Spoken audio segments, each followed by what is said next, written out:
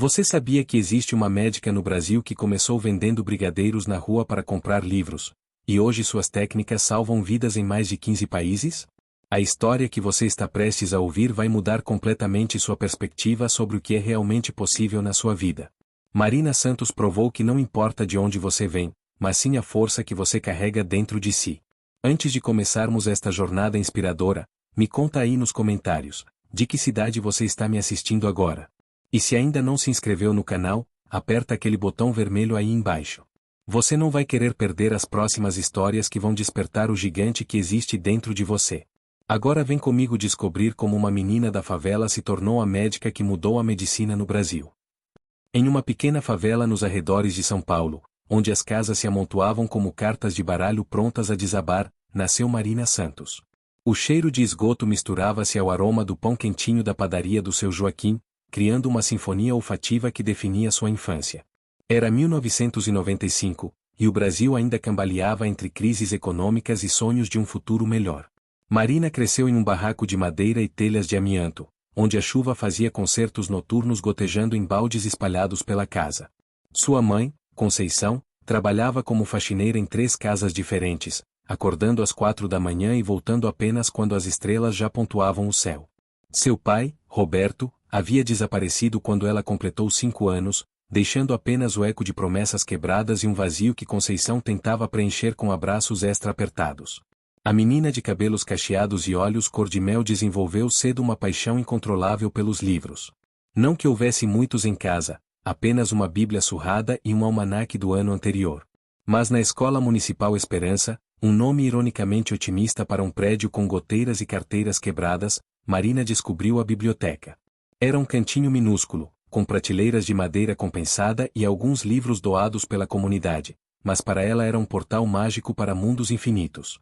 A professora Marta, uma mulher de meia idade com óculos de aro grosso e paciência infinita, notou o brilho especial nos olhos de Marina sempre que ela segurava um livro.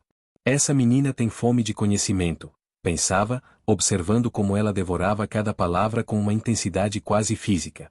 Era comum encontrar Marina no intervalo, esquecida do mundo, perdida nas aventuras de personagens que viviam realidades tão distantes da sua.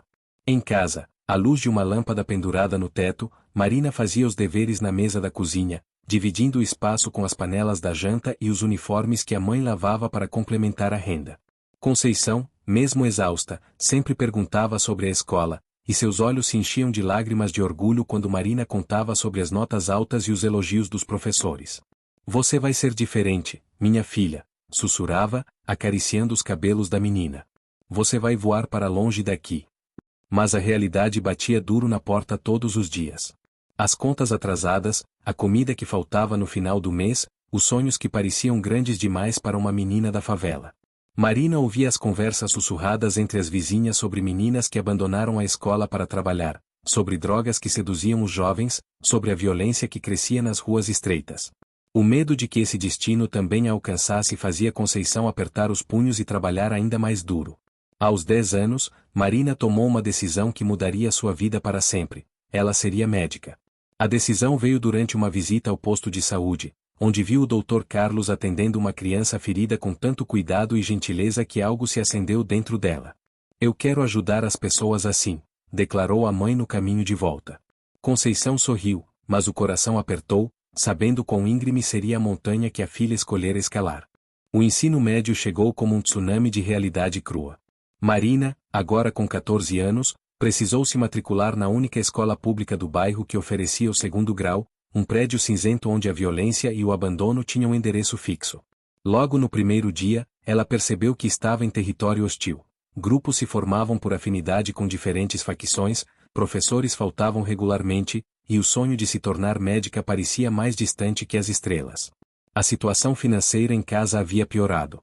Conceição desenvolveu problemas na coluna por carregar peso excessivo no trabalho, e os remédios consumiam uma parte significativa da já escassa renda familiar. Marina começou a trabalhar aos fins de semana, vendendo brigadeiros que ela mesma fazia, caminhando pelas ruas do bairro com uma bandeja de isopor e um sorriso que escondia a exaustão. Na escola, enfrentava a zombaria constante dos colegas. "Médica? Você, favelada?", riam, jogando papel em sua direção. "Acorda pra vida, Marina. Gente como a gente não vira doutor. Essas palavras doíam mais que qualquer ferimento físico, mas também alimentavam uma chama rebelde dentro dela. A cada insulto, a cada olhar de desprezo, Marina se prometia que provaria que estavam errados. Os professores, em sua maioria desmotivados pelo sistema, mal conseguiam manter a ordem na sala de aula. Mas Marina encontrou aliados inesperados: o professor de química, Sr. Antônio, um homem negro de 50 anos que havia crescido na mesma comunidade e conseguido se formar contra todas as probabilidades. Ele viu em Marina o reflexo de sua própria juventude e decidiu investir tempo extra nela, ficando após as aulas para explicar conceitos complexos e emprestando livros de sua biblioteca pessoal. Conhecimento é a única arma que ninguém pode tirar de você, dizia Sr. Antônio, enquanto desenhava fórmulas químicas no quadro improvisado de sua sala. Mas você precisa lutar por ele todos os dias. Marina absorvia cada palavra como uma esponja, fazendo anotações meticulosas em cadernos que comprava com o dinheiro dos brigadeiros. Em casa, a situação se complicava ainda mais. Conceição começou a pressionar Marina para que ela conseguisse um emprego fixo e esquecesse essas ideias de grandeza. A pobreza havia minado sua própria capacidade de sonhar, e ela temia que os sonhos da filha se transformassem em frustrações devastadoras. Arruma um trabalho de atendente, Marina. Pelo menos é garantido, implorava, sem perceber como essas palavras despedaçavam o coração da filha. As noites se tornaram o santuário de Marina. Enquanto Conceição dormia, exausta, ela estudava à luz de velas para economizar energia elétrica. Matemática, física, química, biologia, cada matéria era uma montanha a ser escalada, especialmente considerando a defasagem do ensino que recebia na escola. Ela criou um cronograma rigoroso, dividindo o tempo entre trabalho, escola e estudos, sacrificando o pouco de juventude que ainda lhe restava. A solidão também se tornará uma companheira constante. Marina não tinha tempo para fazer amizades, e suas ambições a isolavam ainda mais dos colegas. Durante os intervalos, enquanto outros conversavam sobre festas e relacionamentos, ela revirava livros didáticos emprestados, fazendo resumos e resolvendo exercícios. O preço de sonhar grande em um ambiente que não estimulava sonhos estava cobrando seu pedágio emocional. O terceiro ano do ensino médio trouxe consigo uma pressão esmagadora. Marina sabia que precisava de uma bolsa de estudos em uma universidade particular ou conseguir uma pontuação extraordinária no vestibular de uma universidade pública. Ambas as opções pareciam montanhas intransponíveis para alguém com sua formação deficitária e recursos limitados. Foi então que ela descobriu o projeto social Educação que Transforma, uma iniciativa de professores voluntários que ofereciam cursinho preparatório gratuito para jovens de baixa renda. As aulas aconteciam aos sábados e domingos em uma igreja do centro da cidade, exigindo 2 horas de viagem em transporte público para cada trajeto. Marina não hesitou um segundo em se inscrever. O primeiro dia no cursinho foi um choque brutal. Marina percebeu imediatamente a diferença abissal entre sua preparação e a dos outros alunos, muitos vindos de escolas particulares mas em situação financeira temporariamente difícil. Durante a primeira aula de matemática, quando o professor começou a explicar logaritmos, Marina sentiu como se ele estivesse falando em uma língua estrangeira. O mesmo aconteceu com física, química e biologia. Naquela noite, sozinha em seu quarto, Marina desabou em lágrimas. Pela primeira vez desde que decidirá ser médica, a magnitude do desafio se mostrou em toda a sua crueldade. Como poderia competir com jovens que tiveram acesso à educação de qualidade a vida inteira? Como poderia superar em 2 anos o que não aprendeu em 8 anos de ensino fundamental e médio deficiente? Mas algo extraordinário aconteceu na manhã seguinte. Ao acordar, Marina não sentiu desespero, mas uma determinação feroz que ela nem sabia possuir.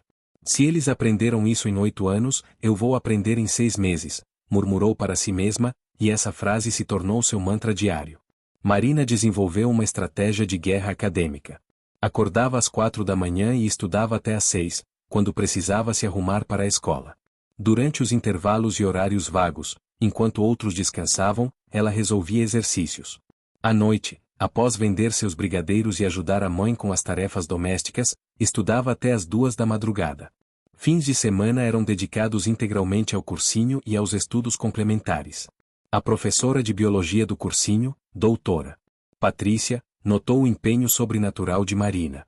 Vendo a menina sempre na primeira fileira, fazendo anotações frenéticas e ficando após as aulas para tirar dúvidas, decidiu oferecer orientação extra. Você tem uma sede de conhecimento que raramente vejo, disse Patrícia. Mas precisa ser mais estratégica.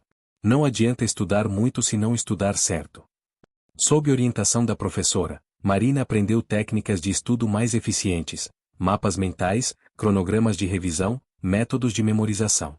Mais importante ainda, aprendeu a identificar suas deficiências específicas e atacá-las de forma sistemática. Era como aprender a lutar depois de anos levando socos cegos.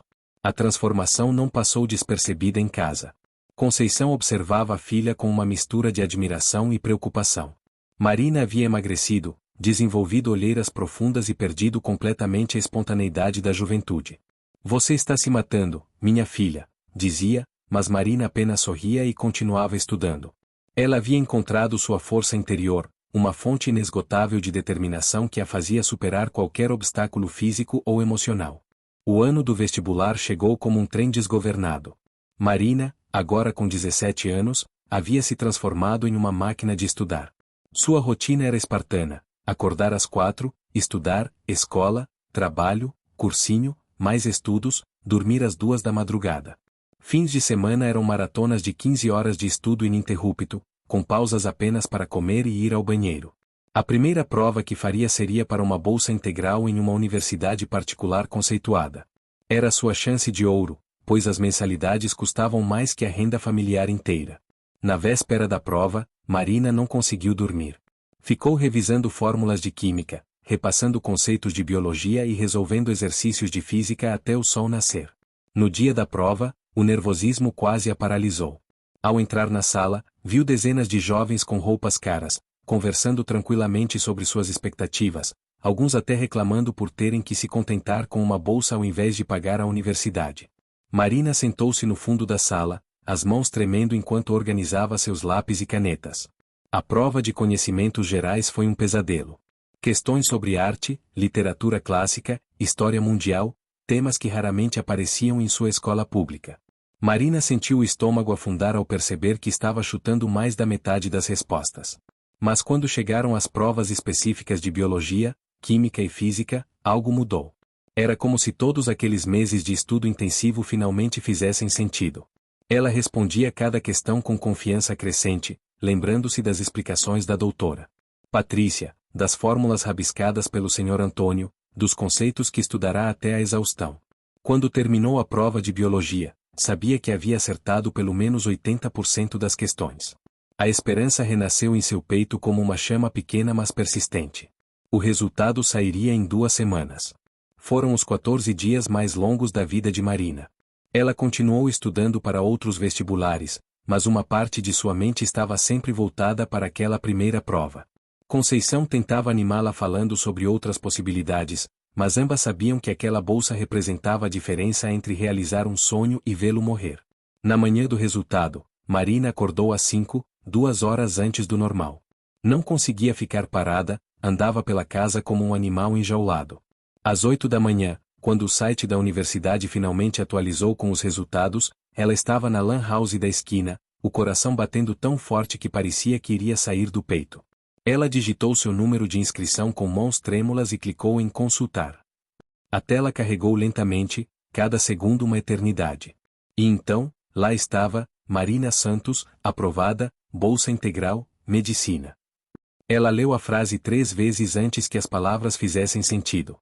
Quando finalmente compreendeu, gritou tão alto que assustou todos na lan house. Correu para casa como uma louca, tropeçando na própria alegria. Conceição estava estendendo roupas no varal quando viu a filha aparecer correndo pela esquina, gritando: "Consegui, mãe! Consegui!" As duas se abraçaram no meio da rua, chorando e rindo ao mesmo tempo, enquanto vizinhos saíam para entender o que estava acontecendo. Naquela noite, Marina ligou para a doutora Patrícia e o Sr. Antônio para contar a novidade. Ambos choraram de alegria ao telefone. "Eu sabia que você conseguiria", disse Patrícia. "Você é a prova de que talento e determinação podem superar qualquer barreira." Sr. Antônio apenas conseguiu dizer: "Agora vai e conquista o mundo, menina. Você merece." A universidade particular de medicina era um mundo completamente alienígena para Marina. Localizada em um bairro nobre da cidade, o campus parecia um resort de luxo com jardins impecáveis, laboratórios de última geração e uma biblioteca que fazia sua antiga biblioteca escolar parecer um armário. No primeiro dia de aula, Marina se sentiu como uma extraterrestre tentando se passar por humana. Os colegas de turma, em sua maioria filhos da elite paulistana, falavam naturalmente sobre viagens internacionais, carros importados e planos de especialização no exterior. Durante o intervalo, enquanto eles se reuniam em grupos para discutir sobre restaurantes caros e festas em clubes exclusivos, Marina ficava sozinha, fingindo estar ocupada com os livros para disfarçar sua exclusão social. A diferença não era apenas social, mas também acadêmica. Muitos de seus colegas haviam cursado colégios de elite e cursinhos caríssimos por anos. Quando o professor de anatomia começou a explicar sobre sistemas orgânicos usando termos em latim, Marina percebeu que estava novamente em desvantagem. Ela não havia tido latim no ensino médio, não conhecia a terminologia médica básica e sentia como se estivesse começando uma corrida com quilômetros de atraso. As primeiras provas foram um massacre. Marina, que sempre havia sido a melhor aluna, se viu na metade inferior da turma. A sensação de inadequação era esmagadora. À noite, ligava para Conceição chorando, dizendo que talvez tivesse mordido mais do que podia mastigar. Talvez a medicina não seja para mim, mãe, soluçava ao telefone. Conceição, que havia trabalhado turnos duplos para ajudar com os gastos extras da faculdade, não aceitou a derrota da filha. Marina Santos, você lutou a vida inteira para chegar até aí. Não vai ser agora que vai desistir. Lembra do que sempre digo, Santos não desiste, Santos luta. Essas palavras se tornaram o combustível que Marina precisava para não abandonar tudo. Marina decidiu aplicar a mesma estratégia que a havia levado até ali, estudo obsessivo e estratégico. Acordava às 5 da manhã para estudar antes das aulas, aproveitava todos os intervalos para revisar matéria e ficava na biblioteca até o horário de fechamento. Nos fins de semana, enquanto os colegas saíam para festas, ela permanecia estudando, só parando para trabalhar vendendo brigadeiros, uma atividade que manteve para ajudar com os gastos pessoais. Aos poucos, começou a formar vínculos com alguns colegas mais humildes. Conheceu Pedro, filho de um pequeno comerciante do interior, e Camila, que também havia conseguido bolsa por mérito acadêmico. Os três formaram um grupo de estudos e se tornaram uma rede de apoio mútuo. Era reconfortante saber que não era a única a se sentir deslocada naquele ambiente. O professor de fisiologia, Dr. Henrique, notou o empenho excepcional de Marina. Vendo-a sempre na primeira fileira, fazendo perguntas inteligentes e demonstrando uma paixão genuína pela medicina, decidiu oferecê-la uma oportunidade de iniciação científica. Você tem o perfil de uma pesquisadora nata, disse ele. Quer participar do meu projeto sobre cardiologia preventiva? A oportunidade de fazer iniciação científica foi um divisor de águas. Marina mergulhou na pesquisa com a mesma intensidade que aplicava aos estudos. Passava horas no laboratório, aprendendo técnicas que seus colegas só conheceriam anos depois. O projeto envolvia estudar os fatores de risco cardiovascular em comunidades carentes, ironicamente, algo que Marina conhecia intimamente por experiência própria. O terceiro ano da faculdade marcou uma transformação profunda na vida de Marina. Ela não era mais a menina insegura que havia chegado à universidade 3 anos antes. Suas notas estavam entre as melhores da turma, havia publicado 2 artigos científicos e ganhado uma bolsa de pesquisa que complementava sua renda familiar. Mais importante, havia encontrado sua voz e seu lugar naquele mundo antes tão hostil. Durante um congresso de medicina em Brasília, Marina apresentou sua pesquisa sobre prevenção de doenças cardiovasculares em comunidades de baixa renda. Sua apresentação foi tão impactante que chamou a atenção de médicos renomados de todo o país. Dr. Roberto Mendes, cardiologista de prestígio internacional, a procurou após a apresentação. Seus dados são impressionantes, disse ele. Você tem planos para a residência? A pergunta sobre residência médica fez pensar no futuro de forma mais concreta. Marina sabia que queria se especializar em cardiologia, especificamente para trabalhar com prevenção em comunidades carentes. Sua pesquisa havia mostrado que intervenções simples e baratas podiam reduzir drasticamente o risco de infartos e AVCs em populações vulneráveis. Era sua forma de devolver à comunidade tudo o que havia recebido. Paralelamente aos estudos, Marina havia iniciado um projeto voluntário na própria favela onde cresceu. Todo sábado, montava uma tenda na praça central e oferecia consultas básicas e orientações sobre prevenção de doenças. O projeto, que começou apenas com ela, rapidamente atraiu outros estudantes de medicina sensibilizados com a causa. Em poucos meses, o Medicina na Comunidade atendia mais de 100 pessoas por fim de semana. A transformação não era apenas profissional, mas pessoal. Marina havia desenvolvido uma confiança inabalável e uma capacidade de liderança que ela nem sabia possuir. Quando falava sobre medicina preventiva em comunidades carentes, seus olhos brilhavam com uma paixão contagiante. Professores e colegas a respeitavam não apenas por sua competência acadêmica, mas por sua autenticidade e propósito. Em casa, a situação também havia melhorado significativamente.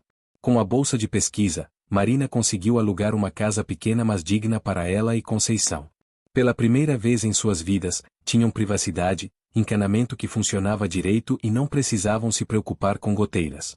Conceição, agora com 52 anos, havia conseguido um emprego menos desgastante como recepcionista em uma clínica, em parte devido às conexões que Marina fazia na universidade. "Olha só no que você se transformou", dizia Conceição, observando a filha estudar em seu pequeno escritório.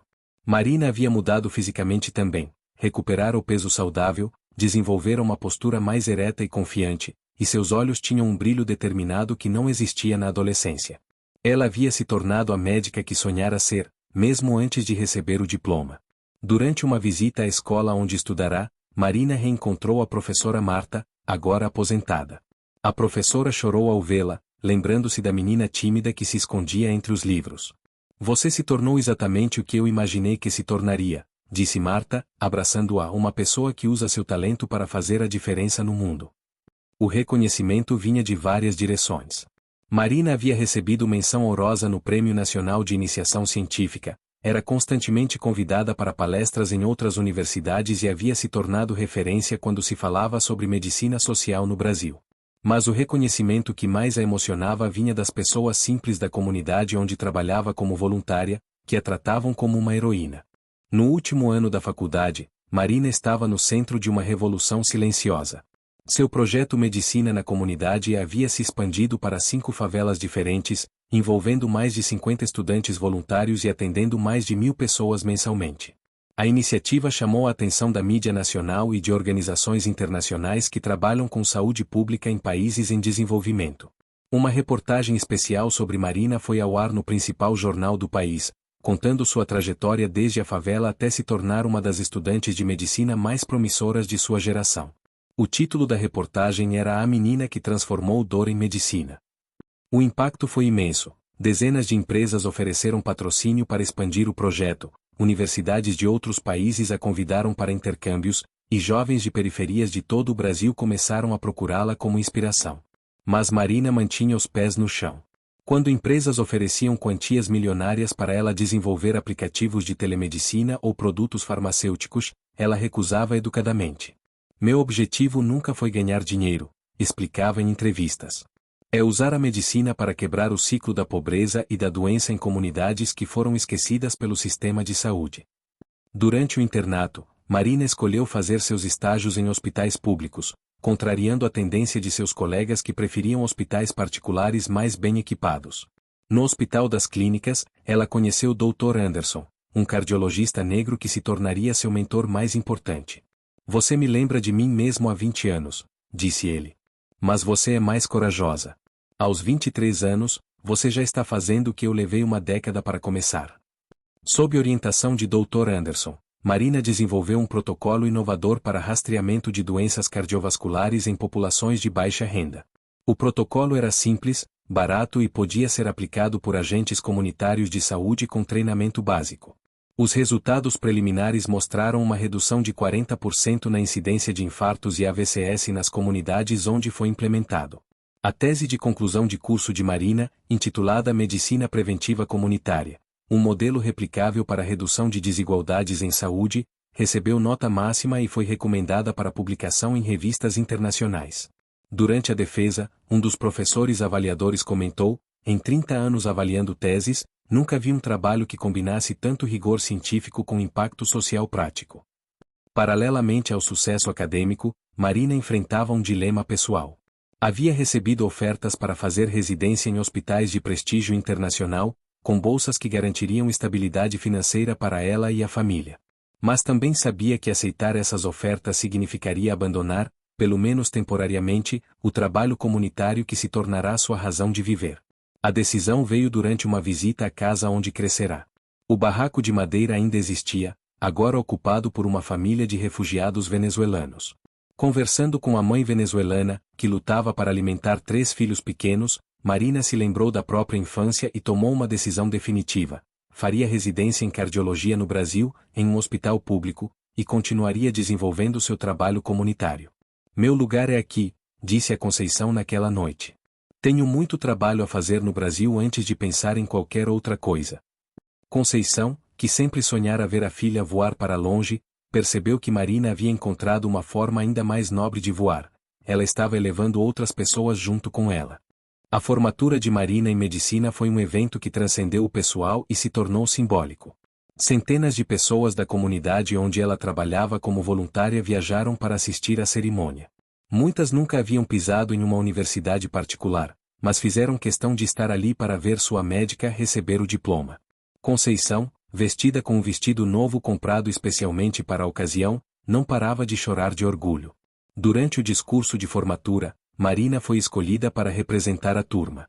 Suas palavras ecoaram pelo auditório lotado. Hoje não se forma apenas uma médica, mas se planta uma semente de transformação social.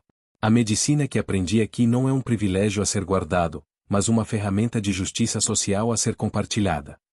O auditório se levantou em uma ovação que durou 5 minutos. Imediatamente após a formatura, Marina iniciou sua residência em cardiologia no Hospital das Clínicas, sob orientação de Dr. Anderson.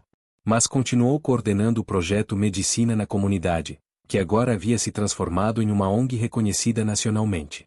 A organização havia conseguido financiamento para expandir suas ações para 50 comunidades em 10 estados brasileiros. O modelo desenvolvido por Marina chamou a atenção internacional. A Organização Mundial da Saúde a convidou para apresentar seu protocolo de prevenção cardiovascular em uma conferência em Genebra. Aos 24 anos, Marina se tornou a mais jovem brasileira a ser reconhecida pela OMS por inovação em saúde pública. Na Suíça, Marina conheceu médicos e pesquisadores do mundo inteiro que trabalhavam com problemas similares.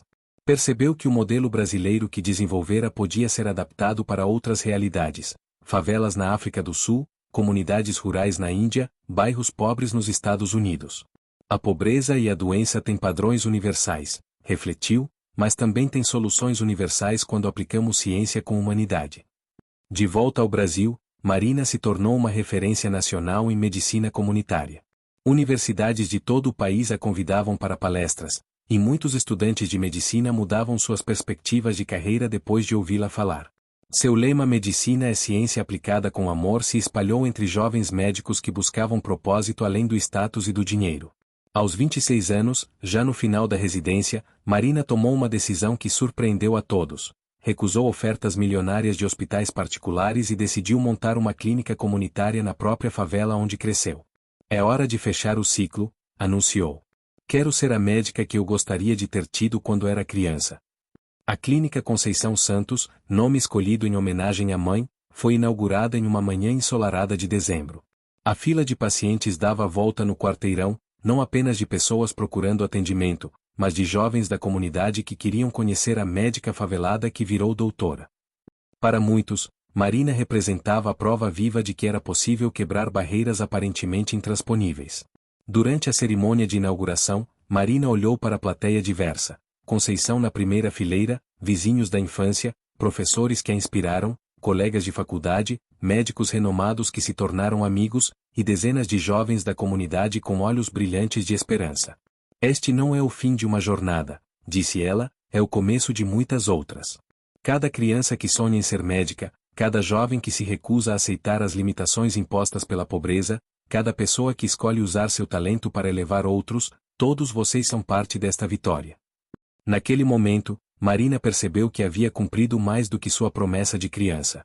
Ela não apenas se tornará médica, tornará-se uma ponte entre mundos, uma prova viva de que o talento não tem endereço e que a determinação pode mover montanhas. Sua história deixará de ser individual para se tornar coletiva, inspirando uma geração inteira de jovens a acreditar que seus sonhos, por maiores que fossem, eram possíveis. Hoje, 5 anos depois da inauguração da clínica, Marina é reconhecida internacionalmente como pioneira em medicina comunitária. Seu modelo foi replicado em mais de 100 comunidades no Brasil e adaptado para 15 países.